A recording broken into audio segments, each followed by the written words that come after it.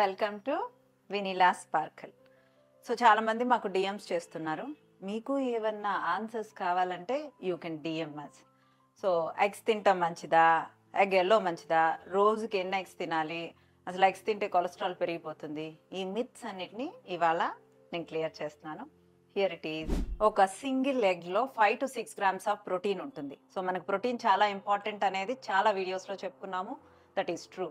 So ప్రోటీన్ని cut చేసేసి అంటే అంటే సగం ప్రోటీన్ని పక్కన పడేసి మీరు ఎగ్కి ఖర్చు పెట్టిన డబ్బుల్ని కూడా వృధా చేసి ఒక మంచి హోల్ ఎగ్ ఇచ్చే పోషకాలని పక్కన పెట్టి తీసుకుంటున్నారు, ఎగ్ వైట్ తీసుకుంటున్నట్లయితే.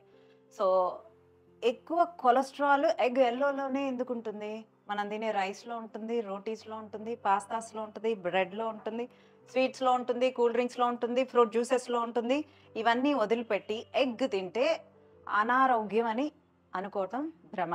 సో రోజుకి 3 eggs అయినా కన్జ్యూమ్ చేయొచ్చు. It is very healthy food and cheap and best. ఈ ఫుడ్స్ అన్నిటితో పాటు మనం నిద్రపోకపోవటం వల్ల, మనం ఎక్కువగా స్ట్రెస్ ఫీల్ అవటం వల్ల కూడా మనకి కొలెస్ట్రాల్ పెరుగుతుంది, బాడీలో ఫ్యాట్ కూడా ఇంక్రీజ్ అవుతుంది. సో దీన్ని కూడా కన్సిడర్ చేసుకోండి. ఎగ్స్ తినటం వల్ల కాదు.